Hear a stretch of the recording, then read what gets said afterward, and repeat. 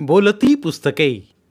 ज्यांना वाचनाचा नाद त्यांना बोलती पुस्तके घाली साद. आमचं चॅनल सबस्क्राईब करा आणि सबस्क्राईब करायला इतरांनाही सांगा. नमस्कार श्रोते मित्र हो, बोलती पुस्तके सादर करीत आहे ज्येष्ठ कादंबरीकार द स काकडे लिखित एक कादंबरी पाखऱ्या. भाग पहिला. दिवसाचा गोंडा उगवतीला दिसला. त्याची किरण जंगलपट्टीच्या उंच असलेल्या झाडांच्या मस्तकावर सोनेरी मुकुट घालू लागली. रानपाखरं कोटरातनं उडाली, नभांगणात फेर धरून उडू लागली. रानाला चांगली जाग येऊ लागली. आमदार वाड्यापुढे रातभर राखण करणारी ठाकरं आपापल्या फरशांचं दांड खाली घेऊन जाण्याची तयारी करू लागली. त्यांची राखण्याची ड्युटी संपली होती. पण जंगलपट्टीकडे राखण करणारा ठाकरांचा नाईक चिमण्या आल्या बिगार त्यांना तिथून ढळता येणार नव्हतं. चिमण्याला यायला उशीर झाला तेव्हा राखणदारात चुळबुळ व्हायला लागली. त्यांचं रातभरच्या जागरणानं डोळं तारवटलं होतं. वाड्यात आमदार साहेब पण नव्हतं. डोंगरदऱ्यातील आदिवासींच्या अनेक विकास कामांची फाईल घेऊन ते तालुक्यावरनं जीपनं मुंबईला मंत्रालयात गेलं होतं. त्यांना जाऊन 4 दिवस झालं होतं. आमदारवाड्याची घनदाट जंगलपट्टीची आणि साऱ्या शेतीच्या राखणाची जबाबदारी त्यामुळे चिमण्यावर पडली होती. आमदार साहेब डोंगरदऱ्यातील त्यांच्या वाड्यात नसलं मग चिमण्याची नाईकगिरी असायची. त्याचं राज चालायचं. आमदार साहेबांच्या थाटात तो मग रुबाब दाखवायचा. मी निघतो झोपड्याकडं. दांड्याला ठोकलेला फरशीचा धारदार फाळ काढत चिमण्या बोलला. चिमण्याचं ते बोलणं ऐकलं आणि उतरत्या वयाचा अनुभवी पारा बोलला. नायक येऊ रे, मग जा. उगाच जल्दी जायला घोळ नको. पर रोज दिसाचा गोंडा फुटला का आपण निघतो. तवा आपल्या संगती नाईक असतो. आज त्याला टाइम झाला यायला इथं.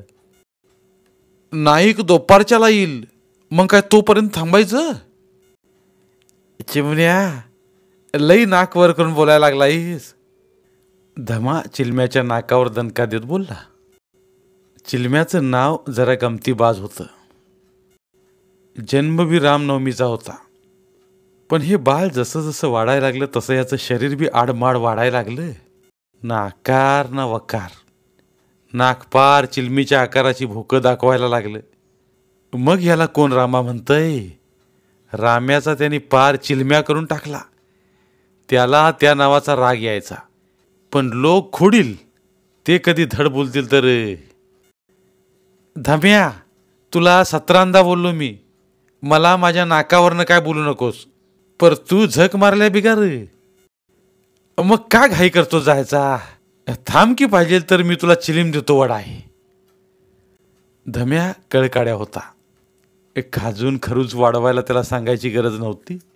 पार चमडीची वाटच लावायचा. जंगलपट्टीकडनं चिलम्याची घोडदौड येताना दिसली तेव्हा सारे राखणदार तयारीनं उभे राहिले. घोंगड्याच्या घड्या त्यांनी खांद्यावर टाकल्या. डोक्याची पागोटी नीट बसवली आणि फरशानं त्यांनी दांडे ठोकले. चिलम्यानं आमदार वाड्यापुढं घोड्याचा लगाम खेचला तेव्हा त्याचं घोडं कितीतरी खिंकाळलं. तुम्हा समद्यांनी आमदारवाडा सोडायचा नाही. फरशानं धार लावून तयारीतच राहावा. चिमण्यानं आवाज दिला. काय काय झालं. चिलम्यानं नाक फुगवलं. जंगलपट्टीतल्या ओढ्याच्या डोहाजवळ वाघानं अर्धा माणूस फाडून खाल्लाय. अर्धा तसाच टाकून पळालाय. बाय माणूस का बाप्या माणूस. धामानं आपल्या नायकाला पेचात पकडण्यासाठी म्हणलं. ही टिंगलीची वेळ नाही. 2 दिवसाआधी बी वाघदऱ्यात रामोसवाडीतलं 5 वर्षाचं पोर वाघानं पळवलं. नरभक्षक वाघाच्या बातम्या अशा अदनबदन कानावर यायच्या. पण ही बातमी तर पार जवळची होती. चिमण्यानं आणलेली ही बातमी कोणी खोटी करू शकत नव्हतं. कारण त्यानं स्वतःच्या डोळ्यानं वाघानं फाडून खाल्लेल्या माणसाचा अर्धा भाग पाहिलेला होता. मग आता काय. मोजकच बोलणारा पांडा बोलला. तालुक्याला पोलीस ठाण्यावर जंगलपट्टीतला खुशा पाठवलाय मी. फॉरेस्ट खात्याला बी बातमी द्यायला सांगितली या. चिमण्यानं सारं बैजवार सांगितलं. नाईक मला घरला जायला पाहिजे. चिलम्या उत्तावीळ होत बोलला. त्याची उलाघाल ज्यादा झालती. लई वर्दळीवर गडी आला. चिलम्या, आता एकट्यानं जंगलपट्टीनं तुझ्या झोपड्याकडे जाशील तर वाघाचा भरोसा नाही. धम्यानं त्याला घाम पुडण्यासाठी म्हणलं. वाड्याकडे 4-5 माणसं वरडत वरडतच आली. त्यांच्या हातात काट्या होत्या, कुऱ्हाडी होत्या. ते सारे वाड्याजवळ येऊन थबकल्यावर एका सुरात न सांगता जो तो आपल्या परीनं सांगायला लागला. त्यांच्या बोलण्यात नरभक्षक वाघानं आणखीन एक माणूस त्यांच्या वस्तीजवळ नरडं फाडून टाकला होता. म्हणजे एका रात्रीत नरभक्षक वाघानं 2 माणसं मारली होती. त्यातला एक अर्धा खाला होता, तर दुसऱ्याचं त्यानं नरडं फोडून त्याच्या रक्तानं तहान भागवलेली दिसत होती.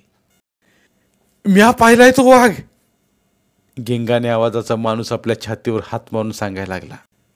मग तू का नाही पकडला त्याला? धुम्यानं त्याच्यापुढं फरशीचा दांडा हलवत म्हणलं.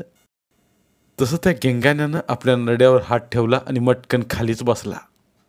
जणू काही वाघ लगेच त्याच्या नरड्याला जबडा लावून त्याला पाठीवर टाकून नेणार होता.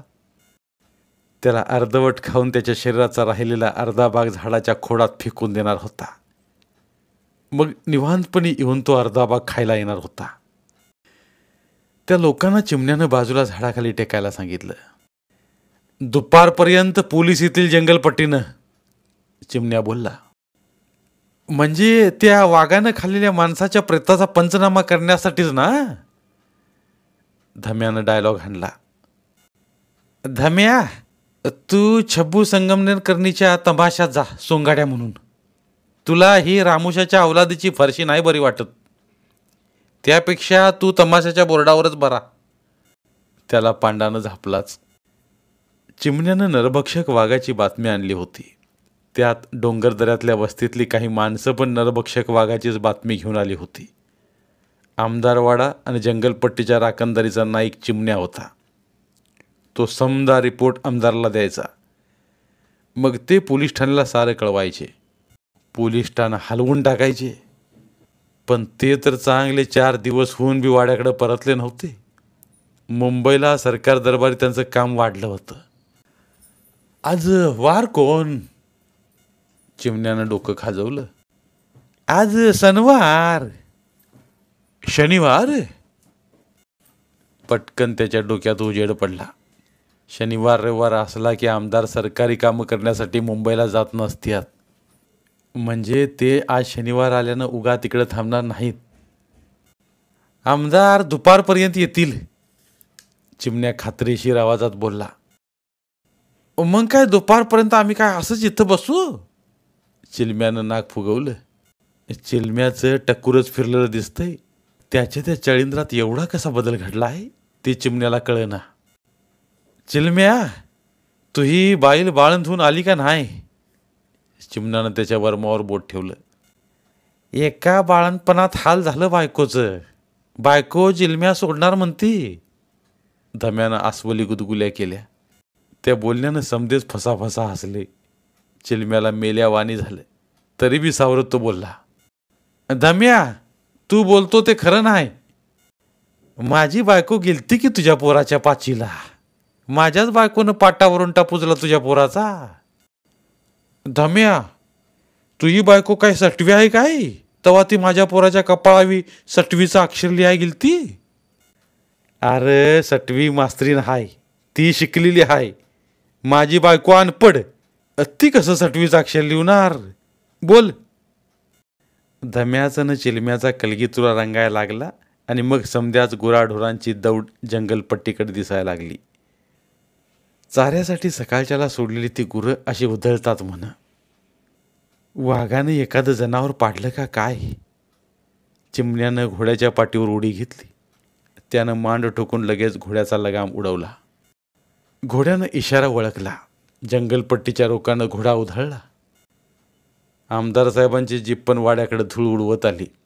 तेव्हा सारं राखांतर एका रांगेत उभं राहिलं. मिलिटरीच्या जवानागत त्यांनी शिस्त दाखवली. खांद्यावरच्या फरशा त्यांनी बंदुकीच्या थाटात धरल्या. आमदार साहेब जीपमध्ये उतरलं. जीप तेच चालवायचे.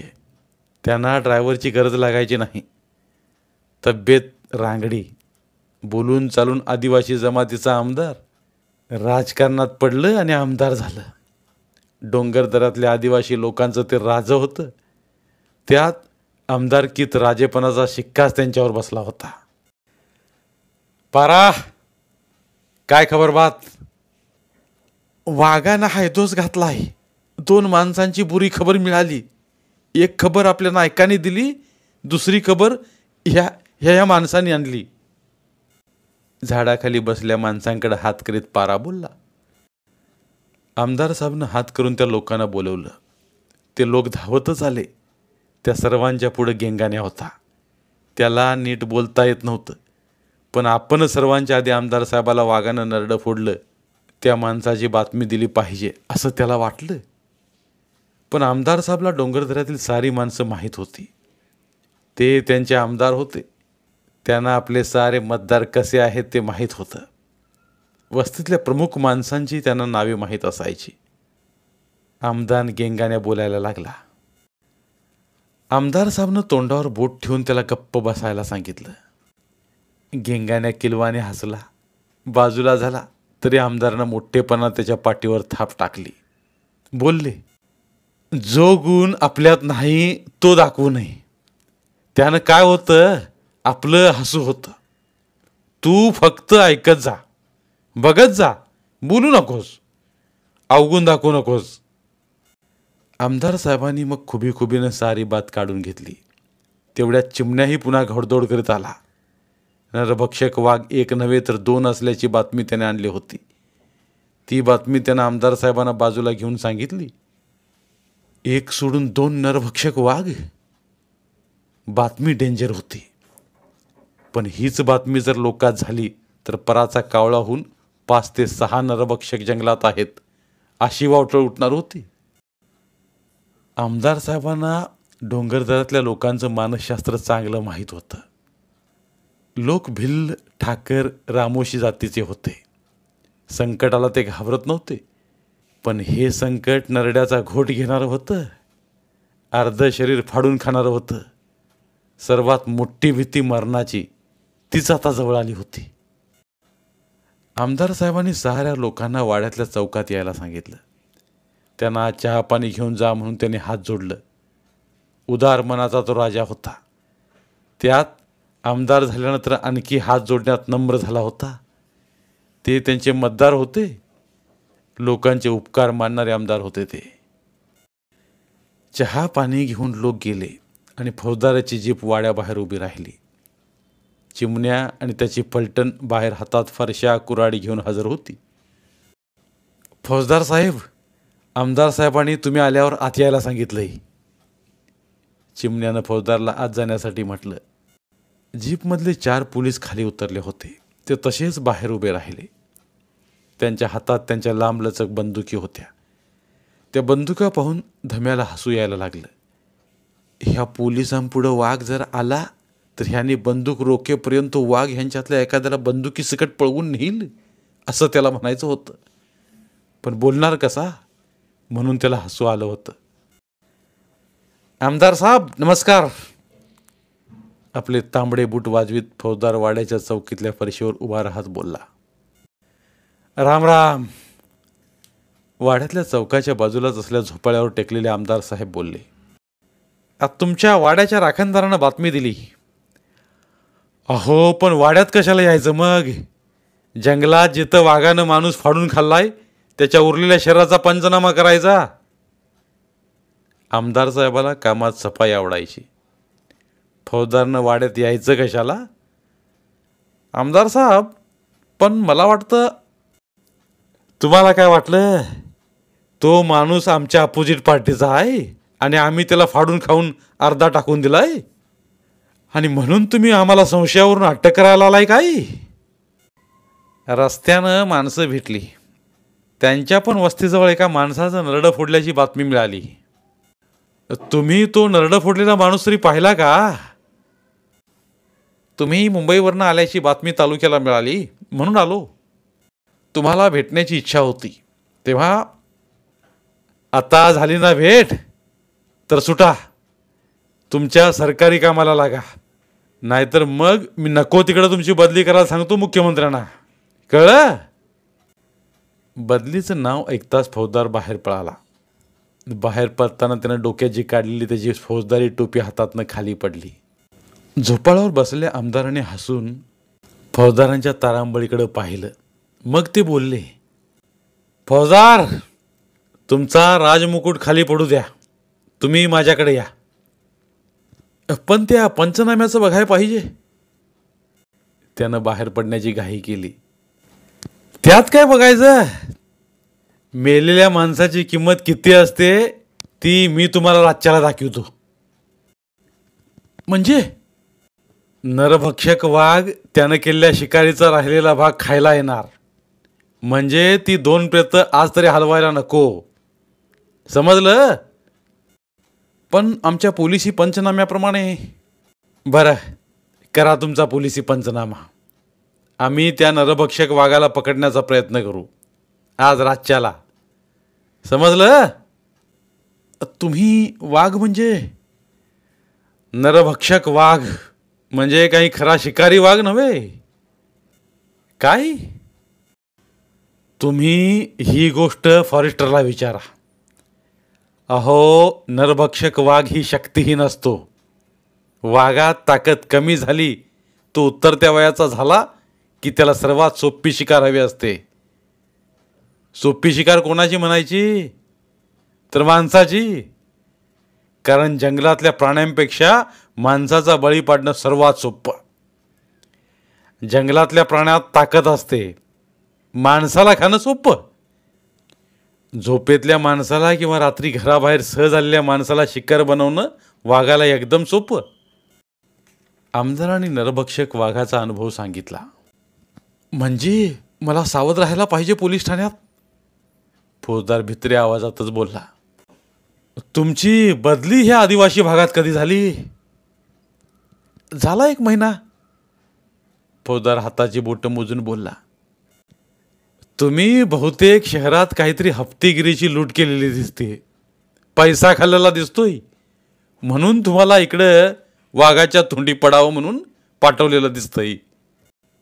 आमदार साहेबांनी खरं ते बोलणं केलं. त्या बोलण्यावर फौजदारला वर्दी पार उतरून काढलेली गेली असंच झालं. आमदार साहेब, तुम्ही मला सांभाळून घ्या. ह्या डोंगरदऱ्यातल्या पोलीस ठाण्यात जिकडं बघावं तिकडं भीती. साऱ्या माणसांच्या हाती कुऱ्हाडीनी फरशा, त्या साऱ्या धारदार. बायकांच्या कमरेला विळा नाही तर कोयता. भीती वाटते त्यांच्या या हत्याराची. आता मी तर विधानसभेत आदिवासींसाठी अत्याधुनिक शस्त्रे स्वसंरक्षणार्थ मिळावीत म्हणून मागणी करणार आहे. मागणी अमान्य केली तर मीच माझ्या खर्चानं आदिवासींना शस्त्रे पुरवणार आहे. आदिवासींच्या हाती अत्याधुनिक शस्त्रे? फौजदारला आपल्या भोवती सारं जंगलच गरारा फिरत असल्याचा भास झाला. त्याला बोलताच येईना. फौजदार, जावा तुम्ही, तुमच्या पंचनाम्याचं काम उरका. त्या प्रेतांचं म्हणजे मला त्या पंचनाम्याच्या रिपोर्टाच्या आधारानं विधानसभेत सरकारवर हल्ला करता येईल. मृत आदिवासींच्या कुटुंबांना सरकारची मदत मिळवून देता येईल, समजलं? फौजदार आणि आमदार साहेबांचं बोलणं चाललं असतानाच फॉरेस्टरची जीप आली. फॉरेस्टर जरा आक्कडबाज, आपल्या घमेंडीतलाच होता. आदिवासींविरुद्ध तो नेहमीच तक्रारी करायचा. लाकूड तुडीच्या नावाखाली आदिवासींना अटक करायचा, त्यांच्यावर खटले भरायचा, गुरे कोंडवाड्यात बंद करायचा. या फॉरेस्टर, काय गुड न्यूज आणली तुम्ही? आमदार साहेबांना त्याच्या पोटाला चिमटा बसेल असा प्रश्न केला.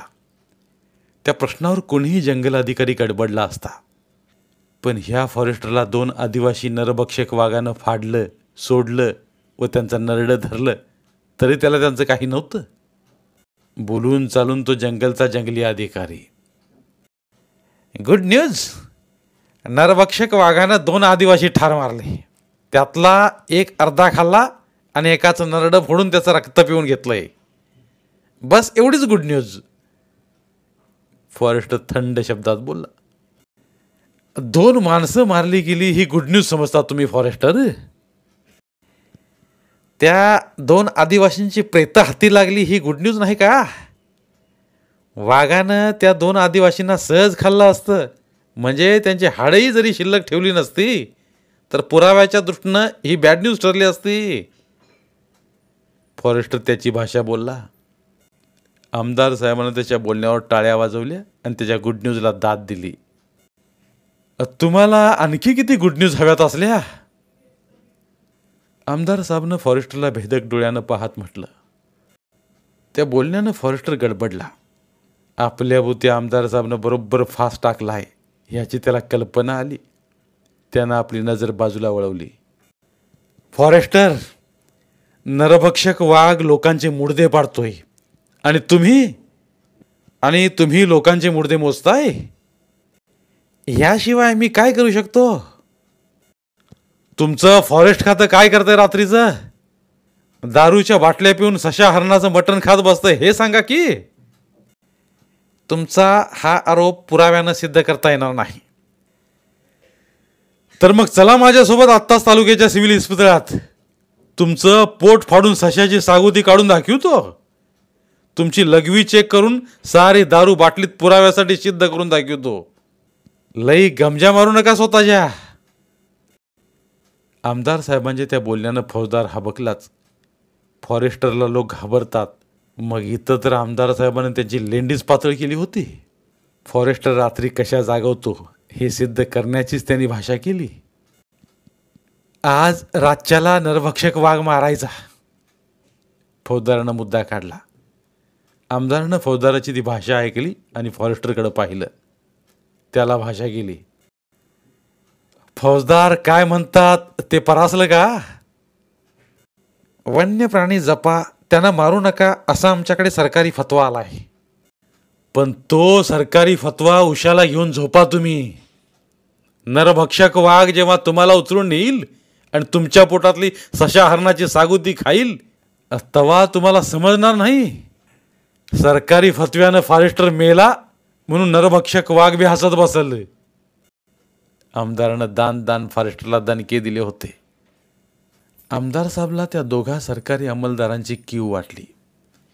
हे नुसते नोकरीचे बुरखे, पगारासाठी जगतात. लोकांसाठी आपण जगलं पाहिजे हे यांना कळत नाही. फौजदार, फॉरेस्टर, तुम्ही तुमची कामं करा. जा. तुमचा सरकारी कारोबार माझ्या आदिवासी लोकांच्या जिंदगीला वाचवणार नाही. निघा तुम्ही. तुमचं थोबाड पाहायची बी माझी इच्छा नाही. निघा. ते ऐकलं आणि फॉरेस्टरनं पिछेमूड केलं. त्याच्यात घमेंड होती. फौजदार जरा माणसातला होता, पण ह्या जंगल भागात आल्यानं त्यातही बदल झालेला होता. आमदार साहेब आपल्या वाड्यात आले तसे सारे राखणाचे राखणदार काळवंडले. त्यांना आपापल्या झोपड्यांकडे जायची घाई झाली होती. रातभर डोळ्यात तेल घालून राखण केलं होतं. खांद्याला धारधार कुऱ्हाडी आणि फरशा टाकून त्यांनी पहाऱ्याची रात जागवली होती. त्यांना आता सुटका हवी होती. सुगे! आमदार साहेबनं वाड्याच्या चौकातनं जाताना बाईसाहेबला आवाज दिला होता. सुगाबाई कामात होती असं नव्हतं, पण आमदार साहेबवरती वैतागली होती. तिला बी मुंबईला मंत्रालय बघायला जायचं होतं, पण त्यांनी तिला मुंबईला नेत नव्हतं. ती एकटेच जीपनं मुंबईला गेले होते. सुगाबाई! आमदार साहेबनं तिच्यासाठी लाडाचा शब्द काढला. तोंडावर गुळाचा खडा ठेवल्यावर विरघळायलाच पाहिजे. पण सुगाबाई रागात होती. नाकाच्या शेंड्यावर राग बसला होता. मुंबईवरनं आलं कशाला? आमची सुगा गावाला होती ना. मुंबईला काय आम्हाला करमणार? बोला, बरोबर ना? 8 दिवस मुंबईला काढलं की आत्ता काय करमायचं राहिलं? तिनं झटका दिला. आता मुंबईला माझं कोण आहे बरं? कोण असल्या बिगार काय जेवण खाणं झालं? आमदार निवासात राहिलो मी. मला कॅन्टीनचा डबा येत होता. कॅन्टीन? ही आणि कोण इंग्रजी बाया? ती तुम्हाला जेवणाचा डबा पाठवीत होती? म्हणजे माझी तुम्हाला गरजच नाही म्हणा की. सुगाबाई अडाणपणानं बोलली. त्या बोलण्यात सारा वेडेपणा होता. आमदार साहेबला आपल्या डोंगरदऱ्यातील आदिवासी रीतिरिवाजातल्या बायकोचं क्षणभर वाईट वाटलं. आपण आदिवासी असलो तरी चांगले शिकले सवरलेले आहोत. आपल्याला आदिवासी समाजातली ही थोडं बहुत शिकलेली बायको मिळाली. नाही म्हणावं तरी ही ग्रॅज्युएट नसली तरी तालुक्याच्या कॉलेजात 1 वर्ष शिकलेली. आपल्याशी हिचं लग्न झालं आणि हिचं कॉलेज शिक्षण संपलं. आपण चांगलं BA LLB झालो. तालुक्याला कोर्टात वकिली करायचा इरादा होता, पण लाडबाबानं सांगितलं, डोंगर दऱ्यातल्या जात बांधवाच्या सुधारणा बघ, त्यांचं अज्ञान दारिद्र्य दूर कर, त्यांच्यात जागृती निर्माण कर. आमदार साहेबांचा बाप आदिवासी समाजाचा कारभारी होता. त्याला डोंगरदऱ्यातील चांगली 100 एकर जमीन होती, जंगलपट्टी होती. आदिवासींचा तो नाईक होता. तालुक्याला जिल्ह्याला गेला तर त्याला मान दिला जात होता. आदिवासी त्याला सारे लाडबाबाच म्हणायचे. तो त्यांचा लाडका होता म्हणून नावच पडलं होतं लाडबाबा. आदिवासी भागात निवडणूक प्रचाराला येणारे सर्व पार्टीचे बडे बडे नेते त्याला भेटत. आपल्या प्रचार सभेत त्यानं स्टेजवर बसावं, आपल्याला पाठिंबा द्यावा असं त्यांना वाटे. पण आमदार साहेबचा लाडबाबा अशिक्षित असला तरी हुशार होता. तो आदिवासी मतदारसंघातल्या निवडणुकीला उभ्या असणाऱ्या उमेदवाराला सांगे, तुम्ही कोणी बी निवडून या, पण आपल्या लोकांना विसरू नका. त्यांच्या कंबरेच्या लंगोटीची लाज राखा, त्यांना उघडं पाडू नका. पण राजकारणी माणूस काय, कपट कारस्थानीच. निवडून येईपर्यंत तो सर्व अटी मानायला तयार असतो. हात जोडायला, पायाला हात लावायला, अनाभाका घ्यायला तयार असतो. पण निवडणूक संपली की याचं असली रूप मग बाहेर पडे. मग आदिवासींचे प्रश्न तसेच दारात.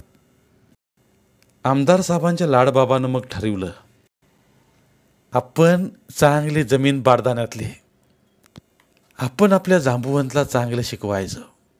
कायद्याची परीक्षा तो पास झाला की मग त्याला आदिवासी समाजाच्या प्रश्नांचा अभ्यास करायला लावायचा. राजकारण समाजकारणाचा त्याचा अभ्यास झाला की मग त्याला निवडणुकीत उतरायला लावायचं. आदिवासी लोकात त्यानं जागृती निर्माण करावी म्हणून त्याला चेतना द्यायची. जांबुवंतरावानं तालुक्याच्या आमदारकीसाठी विधानसभेला अर्ज भरला तेव्हा त्यांच्या बापानं स्वतः प्रचारात भाग घेतला. सारा आदिवासी पाळा त्यानं हलवून टाकला. त्यासाठी तो तहान भूक हरपला. आत्तापर्यंतच्या आदिवासी आमदारांनी फक्त आदिवासीपणांचं भांडवण केलं आणि मुंबई पुण्यासारख्या शहरात स्वतःच्या इस्टेटी उभा केल्या. निवडणुकीपुरते ते आदिवासींकडे 5 वर्षांनी यायचे, पाहायचे, मतांचा जोगवा मागायचे, भीक मागायचे. त्यामुळं आदिवासींचा खऱ्या अर्थानं हवा तसा विकासच होत नव्हता. जांबुवंतराव हे आमदार झाले आणि साऱ्या आदिवासी पट्ट्यात आनंदाचं वातावरण बदललं. त्यांनी त्यांच्या विकासासाठी लगेच मदत कार्य सुरू केलं. स्वतःच्या 100 एकरापैकी 50 एकर जमीन भूहीन आदिवासींना त्यांच्या नावावर करून दिली. जंगलपट्टीचं जे उत्पन्न येई ते त्यांनी आदिवासींचे पाडे नीट उभारण्यासाठी, त्यांच्या मुलांच्या आश्रमशाळा उघडण्यासाठी खर्च करायला सुरुवात केली. जांबुवंतरावांजवळ धडाडी होती, उत्साह होता, जिगर होती. पण आदिवासींचा विकास एकदम होणं शक्य नव्हतं. हळूहळू हे सारं होणार होतं. त्यांच्या कामाची पद्धत पाहिल्यावर आत्तापर्यंत निवडून येणाऱ्या आमदारकाला धडकीच भरली. आता काही आपण पुन्हा आमदार होत नाही ह्याची त्यांना खात्री पटली. मग त्यानं जांबुवंतरावावर आपल्या हस्तकामार्फत हल्ले करायला सुरुवात केली. त्यांच्या वस्तीवर, त्यांच्या मार्गावर पण गोफणीतर्फे दगडांचा मारा होऊ लागला. आमदार साहेबांना मग नाईलाजानं वाड्यावर आदिवासीमधील तरणा बांड अशा तरुणांच्या टोळीचा नाईलाजाने वाड्यावर पहारा बसवावा लागला.